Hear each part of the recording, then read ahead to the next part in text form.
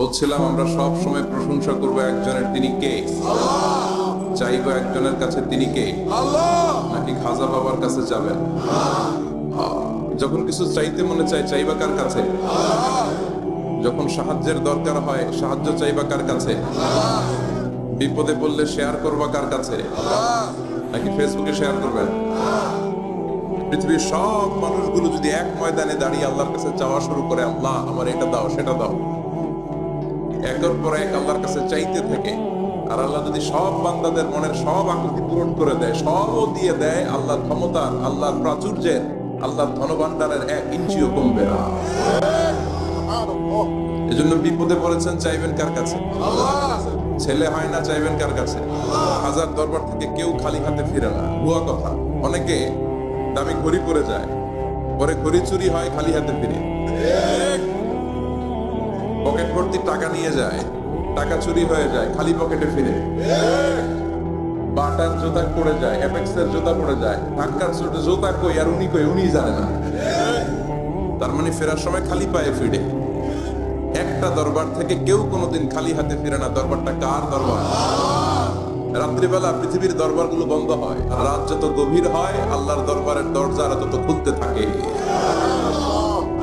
এজন্য ছেলে হয় না, আল্লাহর কাছে যাবেন। মেয়ে হয় না, আল্লাহর কাছে যাবেন। হাতের রেখাতে কোনো ভাগ্য থাকে না, থাকে? কারণ ভাগ্য তো তারও থাকে যার হাত থাকে না। ছেলেটা হাত ছাড়া জন্মালো, ওর ভাগ্য আছে না? হাতে যদি ভাগ্য থাকে, তোর ভাগ্য গেল কই? সুবহানাল্লাহ পড়ো। যার মালিক হচ্ছে শুধু একজন, তিনি কে? আমি আমারে যত বেশি ভালোবাসি, তার চাইতো আমারে বেশি ভালোবাসে কে? আপনার বাবা মা আপনার যত ভালোবাসে, তার চাইতো আপনারে বেশি ভালোবাসে কে?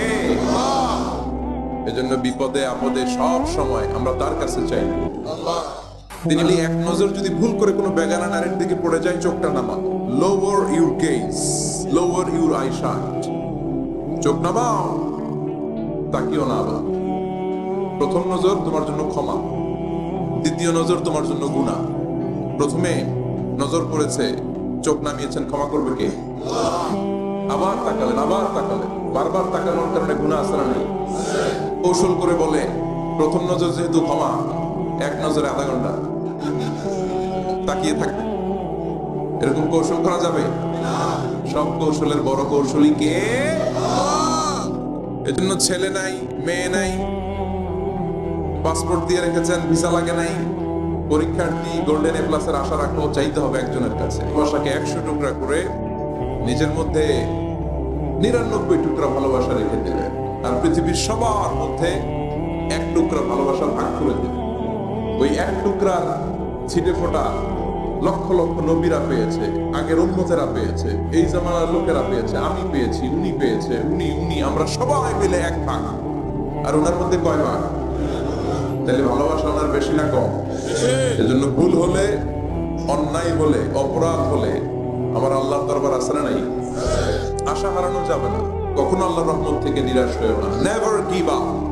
কখনোই রহমত থেকে নিরাশ হওয়া যাবে না। আপনি কত গুনাহ করেছেন, কত পাপ করেছেন, কত অন্যায় করেছেন, কয় ওয়াক্ত নামাজ আপনি ছেড়েছেন, কয়টা মিথ্যাইবা আপনি বলেছেন। আপনার পাপ আর গুনাহ যদি হয় খালের পানির সমান, আল্লাহর দয়া হচ্ছে সাগরের পানির সমান। আপনার পাপগুলো যদি হয় পাহাড়ের সমান, আমার আল্লাহর দয়া আকাশের সমান। এজন্য পাপ করলে আমরা মাফ চাইবো কার কাছে? মাফ করার জন্য তিনি বসে থাকেন। তিনি বসে থাকেন যে বান্দা কখন ফিরে আসে, কখন ফিরে আসে। এজন্য সব সময় বিপদে আপদে আমরা একজনের কাছে সাহায্য চাইবো, তিনি কে?